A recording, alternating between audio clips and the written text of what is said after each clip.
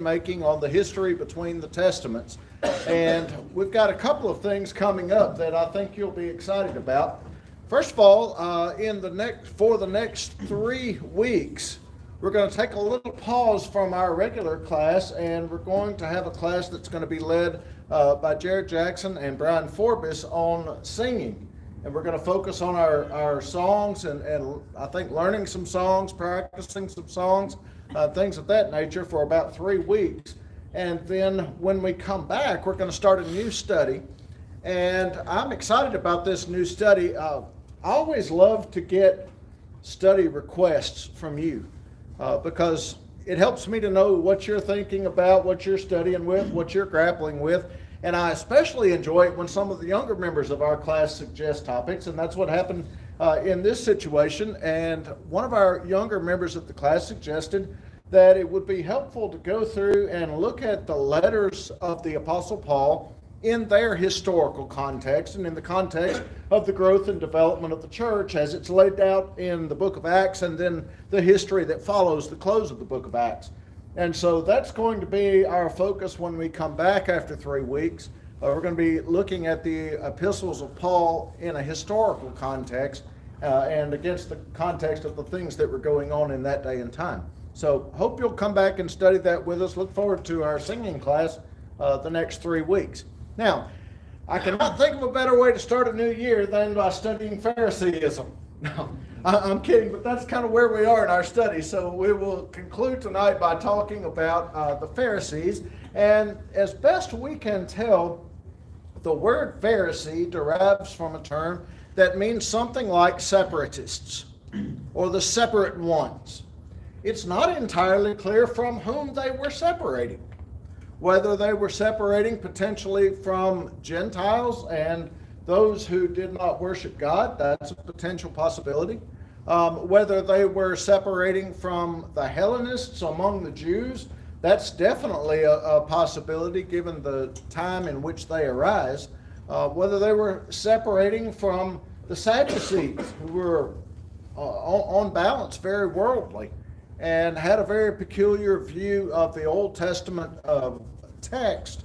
And they had some very serious and sharp disagreements with the Pharisees about what constituted authority under the Old Testament regime, and so they may have been separating from them. It's not entirely clear who they were separating from, but that seems to be the meaning of the word.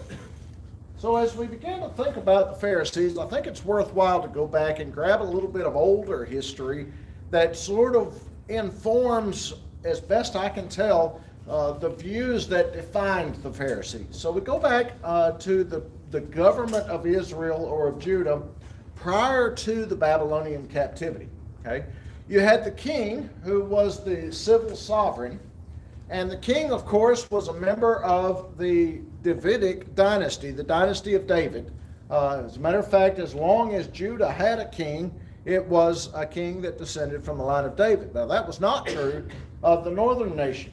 You recall when the split occurred and Rehoboam was king in the south, Jeroboam the son of Nebat became king in the north, and the northern nation went through 9 dynasties before the Assyrians finally carried them off into captivity in 722 BC, from which they never returned as a nation. Okay? But the southern kingdom of Judah only ever had one dynasty as long as they had a king, until the Babylonian captivity, and that dynasty was of the line of David. Okay, so then you have the king, you have the priest, who is, of course, descended from Aaron within the tribe of Levi, and then within each geographical city, community, you would have the local tribal elders. And the tribal elders really did the bulk of the day-to-day governing within the cities and communities. They were the ones that controversies would be taken to first. As a matter of fact, you'll notice a number of times in the Old Testament you will read about people sitting in the gate of a particular city. That was typically a reference to the elders. That's where they congregated and where they would hear matters of controversy among the citizens of the city and things of that nature. And so the tribal elders were the ones who did a whole lot of the rubber meets the road applying of the law of Moses to the lives of the people. under the Old Testament. Of course, the priest functioned sort of as the court of last resort in questions of how to apply the law of God, and specifically matters of worship and ritual under the law of Moses. And then, of course, the king was the chief civil sovereign, and so he was the court of last resort in matters of civil disturbances. But the tribal elders were very, very important in the day-to-day governing of the people. And I think if we overlook that fact, we'll miss something that's important to the development of the world in which Jesus lived. Okay? The next phase, of course, is after the Babylonian captivity. Okay? There is no more Davidic kingdom. Okay? The civil sovereign after the Babylonian captivity, really beginning with the Babylonian captivity, is a foreign power. First it's Babylon, then it's Persia, then it's the Ptolemies. Well, I guess you could say Alexander for about 10 years. And then it's the Ptolemies in Egypt, and then it's the Seleucids in Syria. And then for a period you have about 100 years or so, the Hasmoneans are the civil sovereigns, more or less, and then it's the Romans. Okay, so you have foreign power that is generally the civil sovereign.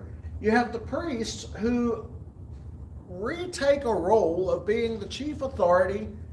But it's interesting that after the Babylonian captivity, especially in the intertestamental period, it seems that the role of the priest tends to revolve around the temple and not maybe as much in the day-to-day application of the law of Moses to the lives of the people.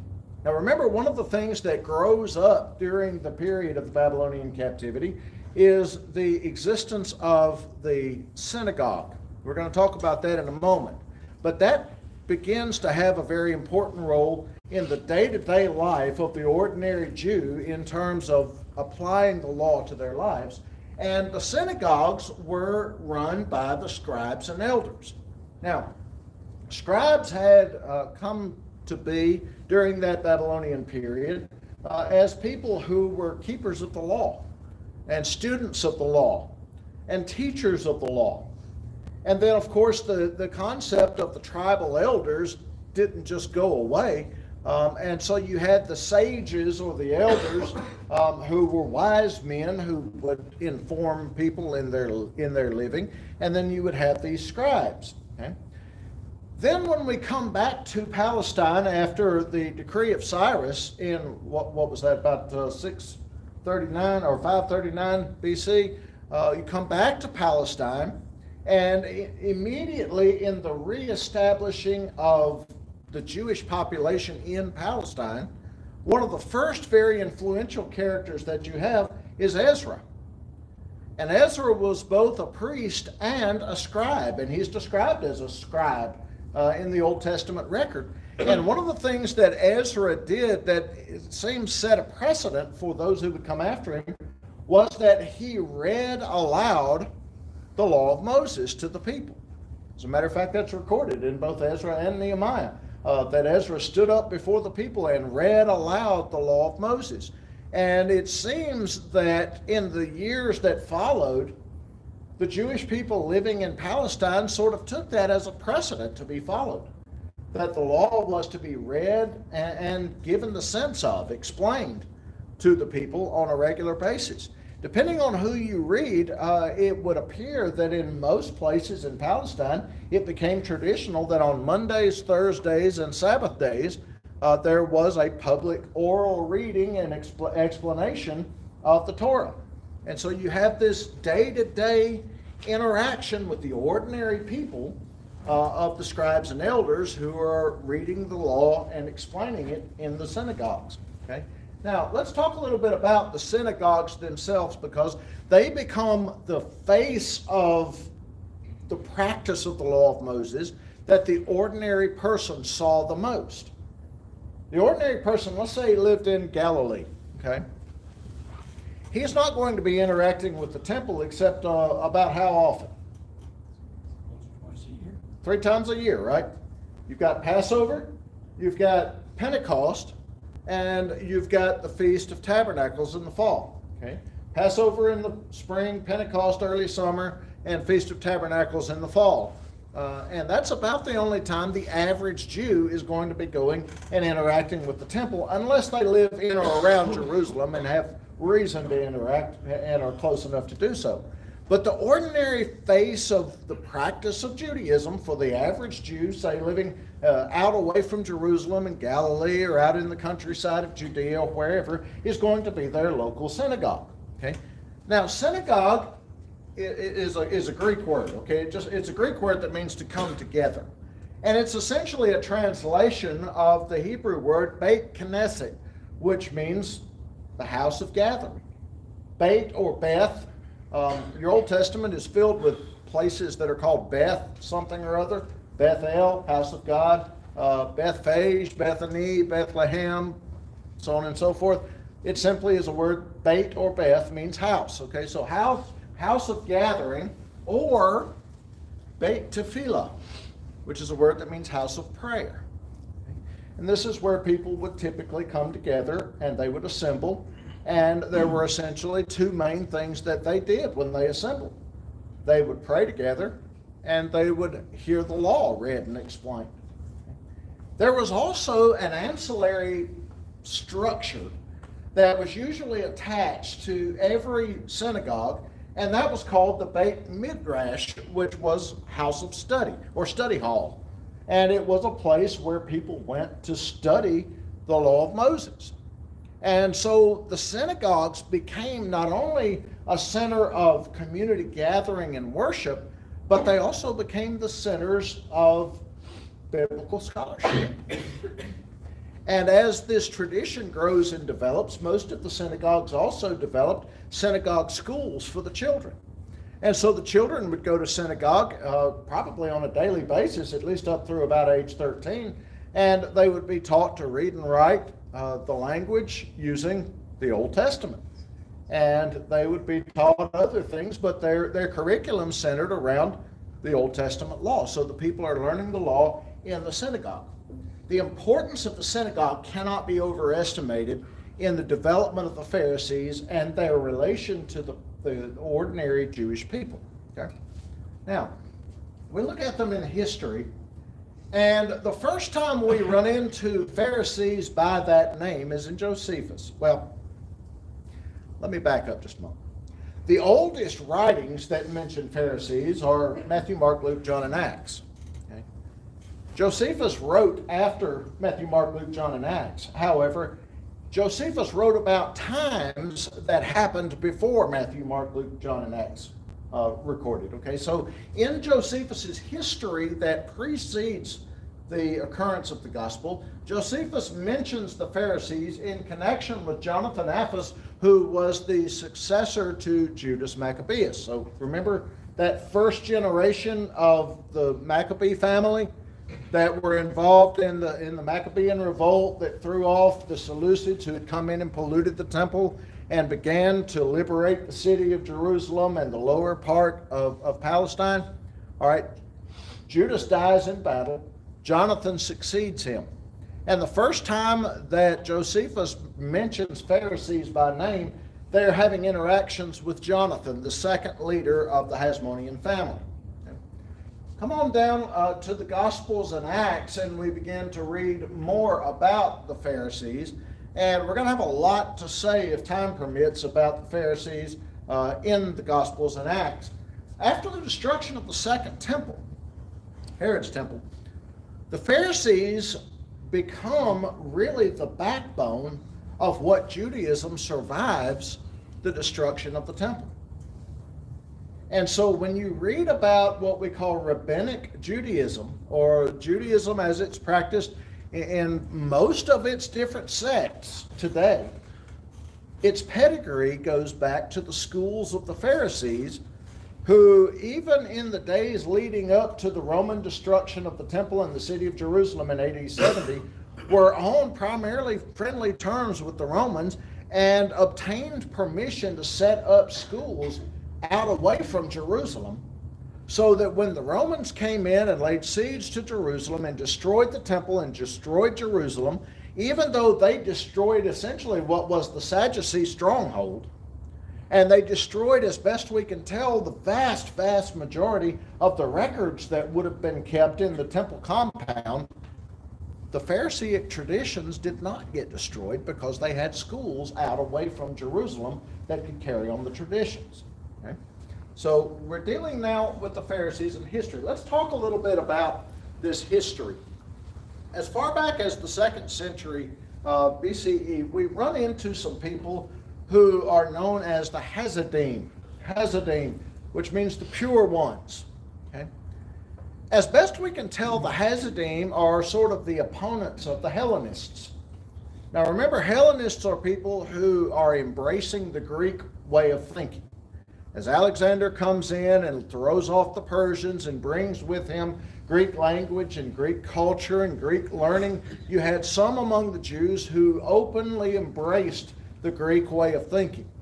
So much so that they were willing essentially to throw out the culture of their forefathers and try to become as Greekified, if that's a word, as they possibly could. And of course there was a backlash against that, a cultural backlash. And the ones who seemed to push back against it were these Hasidim who said, wait a minute, no. We don't need to be throwing out the traditions of our forefathers and the law of Moses to go in and rub elbows with these idol-worshiping Greeks.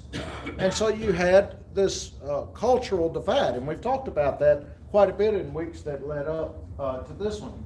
By the time we get down to 145 or so BCE, the Hasidim movement seems to have given rise to several different sects, one of which seems to be the Pharisees.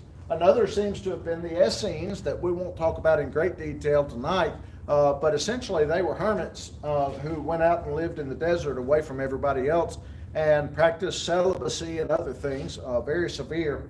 And the Zealots, who were political activists on the Hasidim side of things. The Hellenists, however, by this time largely comprised the Sadducees. Now remember, the Sadducees tended to be the very upper crust of society in terms of the aristocracy, the wealthy, the politically powerful, and the priests. Okay? The Pharisees tended not to be priests, tended to be more middle class, middle upper class, ordinary Jews. Okay? Well, by the time we get down to 128 BCE, John Hyrcanus, remember studying about him? One of the Hasmonean kings, was pretty open and receptive to the Pharisee ideas. We're going to talk about what their ideas were in a moment. And he has a big banquet, and he invites a number of Pharisees to the banquet. And Josephus records that he made a statement to the Pharisees to the effect that he was open to hearing their thoughts on how he could personally be more righteous. Now remember that he is essentially functioning as both king and high priest. Okay? Well, Josephus says there was a man named Eleazar, a Pharisee, who was a bomb thrower. Not literally, but you've known people that just throw word bombs and create chaos where there wasn't chaos. Eleazar is described as such a man. And Eleazar speaks up and says, you know, if you really want to be righteous, what you should really do is resign as high priest, because everybody knows that your mother was a Seleucid prisoner of war. Essentially insinuating that John Hyrcanus was the bastard child of a Seleucid soldier and not a descendant from Mary. Well, now, how do you think that went over? About like a lead balloon. And John Hyrcanus and the people who advised him very promptly sort of cut ties with the Pharisees and began to oppose them, and at the same time embraced the Sadducees. And from that point forward along the Hasmonean lines, they seemed to embrace the Sadducees with one notable exception, and that was Alexandra Salome. With the notable exception of Alexandra Salome, they tend to be Sadducees. Okay? Now, what does that mean? Well, let's talk about that a moment. In the realm of written authority, The Sadducees accepted only the Torah, which is what we know as the Pentateuch: Genesis, Exodus, Leviticus, Numbers, and Deuteronomy. The Pharisees said no. There is more authoritative, inspired writing than just the law of Moses. And so they accepted not only the Torah, but what they called the Ketuvim and the Nevi'im. The Ketuvim is the writings, and the Nevi'im is the prophets. Okay, so the Nevi'im, the prophets, the big four, Isaiah, Jeremiah, Ezekiel, and Daniel. We'll lump Lamentations in with Jeremiah, okay? And then the 12, what we call the minor prophets, okay? So they accepted those as inspired writings, and therefore authoritative. And then the Ketuvim, which would be your books of history, things like Joshua, Judges, books of Samuel, Kings, and Chronicles. But also the books of literature like Job, Psalms, Proverbs, Ecclesiastes, Song of Solomon. They accepted those as well as inspired writings and therefore authoritative. And so there is a divide of thought right off the bat between the Pharisees and the Sadducees as to what constitutes authoritative, divinely inspired literature. The second thing that you had some friction between the Pharisees and Sadducees on was the matter of civil authority. Everybody agreed that as long as it lasted, the dynasty of David had the endorsement of God for their occupation of the throne. God had set David up on the throne. God had promised David that his line would fulfill the throne. And so everybody agreed on that. But when the dynasty of David ends and we go into Babylonian captivity and the Jews are dominated by foreign sovereigns, as far as the Pharisees were concerned, that was the end of any divinely endorsed or sanctioned kingly line. However, the Hasmoneans come along, as we've studied, and throw off Seleucid rule. And for a period of about 100 years, they have what amounts to autonomy. Sovereignty, they would say. The Pharisees, by and large, now understand I'm painting with a broad brush here. The Pharisees were made up of a lot of individuals, and anytime you have individuals, you're going to have various shades of agreement and disagreement. So painting with a broad brush here, the Pharisees at the very least had serious questions about the legitimacy of the Hasmoneans to sit in the role of king. And the primary point of their questioning was they're not descended from David. We all know who the Hasmoneans are descended from. They're descended from the tribe of Levi, and specifically from the family of Aaron. They have no business on the throne. Judah's the kingly tribe, not Levi. Okay? So they had some real disputes with the Hasmoneans, and as I said a moment ago, during the period of Hasmonean rule, they were generally more or less out of favor with the ruling party. The Sanhedrin, very, very interesting situation. I mentioned a moment ago that Alexandra Salome was the notable exception within the Hasmonean dynasty who endorsed and encouraged the growth of Pharisees. That's because she was the daughter of a Pharisee and her brother was one of the leading Pharisees of the time. Josephus tells us that her husband, Alexander Jannaeus, on his deathbed encouraged her to give the Pharisees some power. But under her leadership, the Sanhedrin was reconstituted as an official body.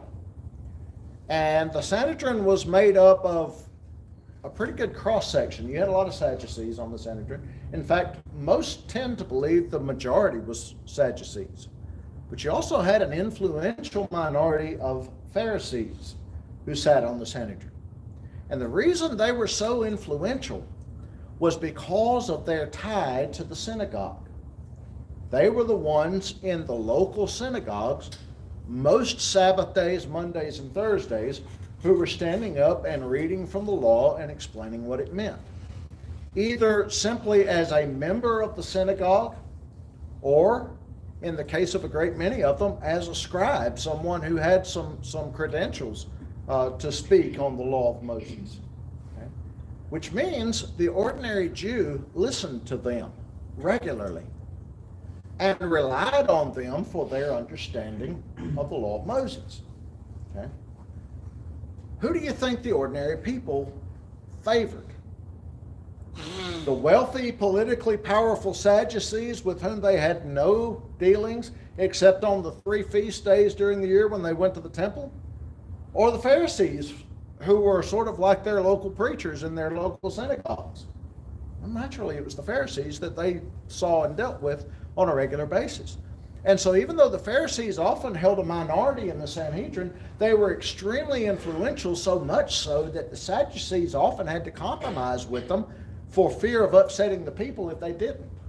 And so they had the backing of the people, correct? Would the Pharisees also have been active in teaching the children, and I don't remember the term, the Sunday school? The Sabbath school, or the synagogue school? I don't have any specific authority to say that, but it seems reasonable to infer that, yeah. As active as they were in the local synagogues, it seems reasonable to think they would have been. Yeah, good question.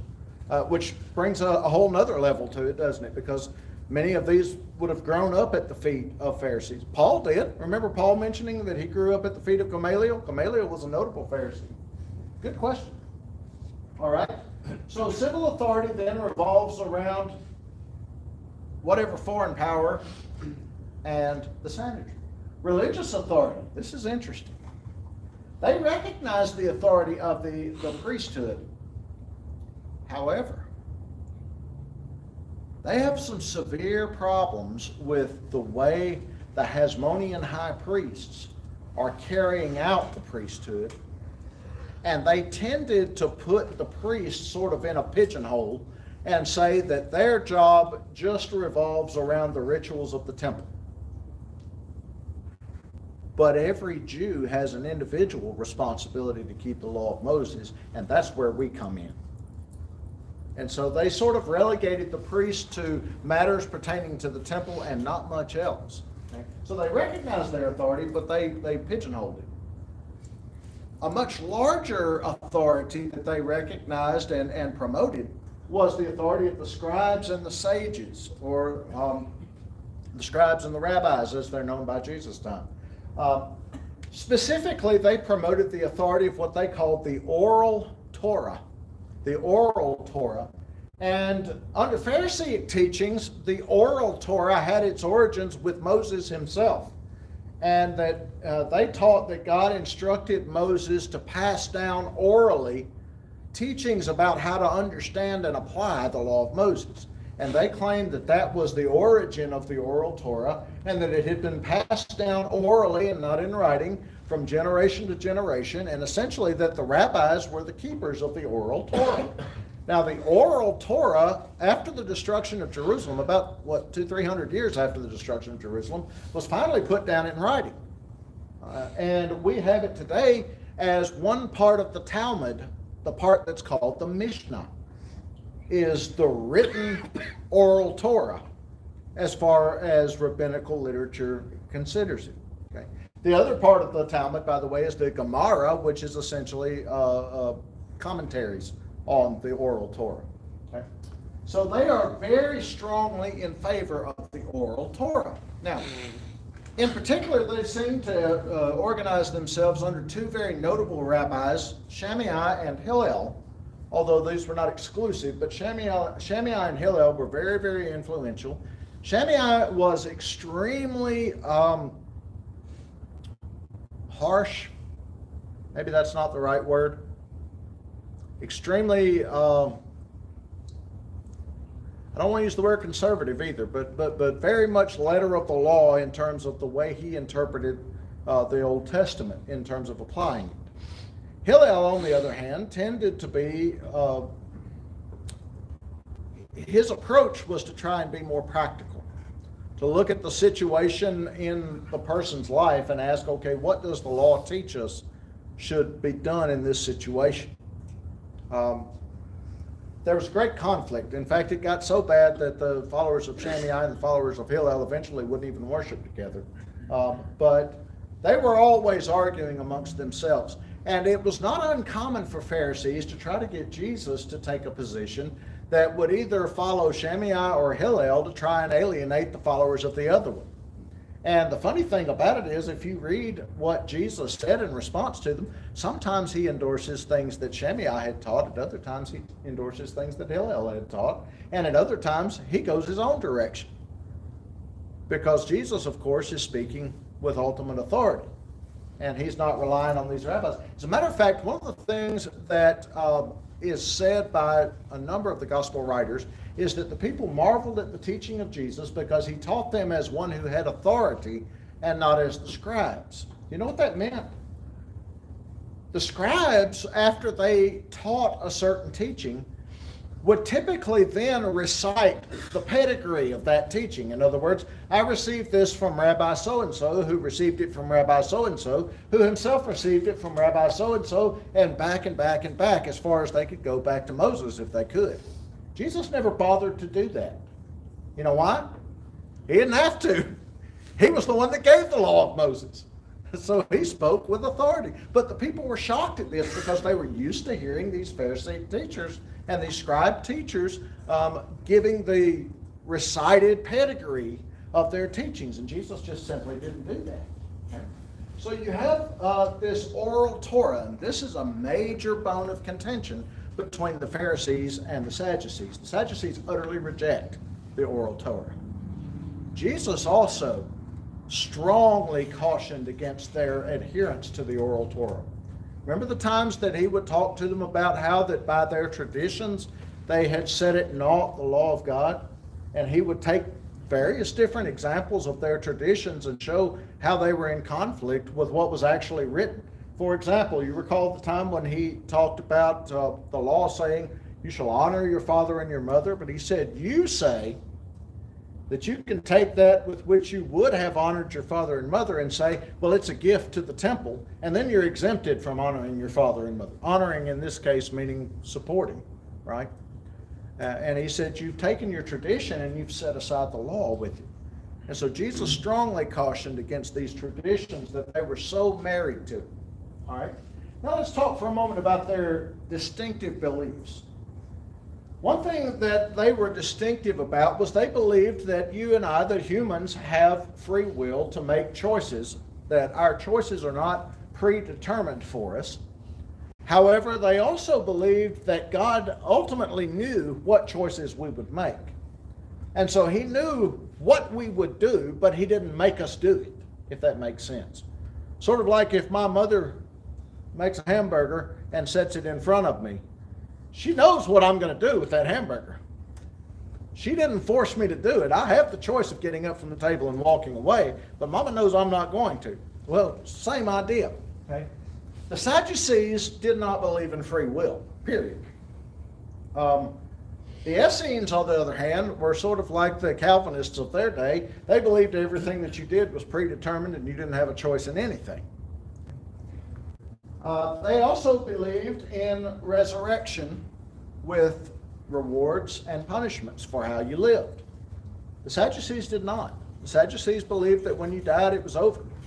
And therefore, there were a number of times in Pharisaical writings that the Pharisees refer to the Sadducees as Epicureans. Now, why would they call them Epicureans, and what is an Epicurean? Someone who lives for the pleasure of the day. Yeah. What is their famous saying, the Epicurean saying? Do you remember? Eat, drink, and be merry. Yeah, let us eat, drink, and be merry, for tomorrow we die. And that seemed to be the approach of the Sadducees to life, because they said, this is it. We're going to live in luxury because there's no reward or punishment for how we live. Now, they taught that you ought to live according to the law, just as a matter of altruism and duty, but there wasn't any reward for doing so or any punishment for failing to do so. Interesting. The Pharisees, however, did not. And then the Pharisees believed in angels and demons, where the Sadducees rejected those as well. The New Testament makes mention of all of that. Okay. Let's look at some more distinctions here. Number one, the Pharisees were very much interested in the idea of keeping the law for every Jew. Okay. So you would hear the Pharisees teach that you, an ordinary Jew, were responsible for practicing the ritual washings, for example. You were responsible for going through your kitchen herb garden and tithing your harvest of the herbs. So when you went out and you picked your mint, you had to make sure that 1/10 of the mint you picked got set aside for the temple.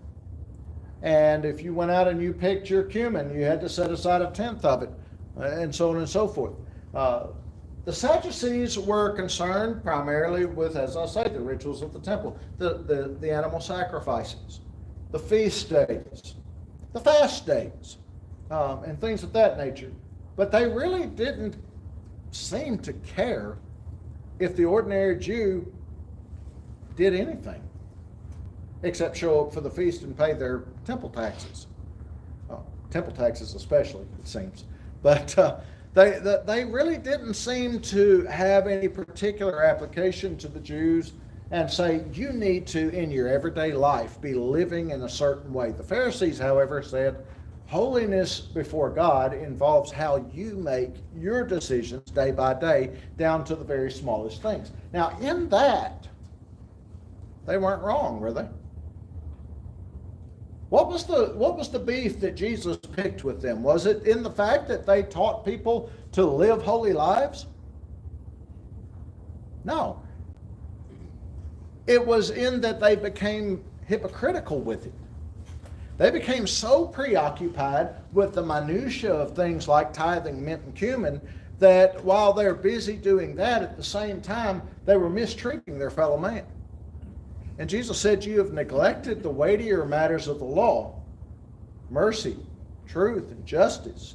And he said, these things, the little things, you ought to have done without neglecting the others. And so Jesus doesn't say you're wrong for teaching Jews to pay attention to their smallest decisions. What he says is you're wrong to focus on the smallest decisions and the minutiae to the exclusion of the larger principles that underlie it all.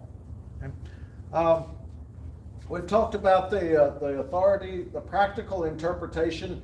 The Sadducees had a very, very strict interpretation of the law of Moses. For example, if you and I got into a fight and I lost vision in my eye as a consequence, the Sadducees would require that your corresponding eye be plucked out, period, literally, no questions asked. The Pharisees, however, would say, you know, if we can put a value on that eye and you pay Daniel the value of his lost eye, that will compensate him and stand in the same place. And they had some real arguments over that. Interesting way of looking at things. Okay. We're about out of time. Are there any questions about these Pharisees? I don't feel that I need to tell you a lot about the Pharisees in the New Testament because I think you're pretty familiar with them.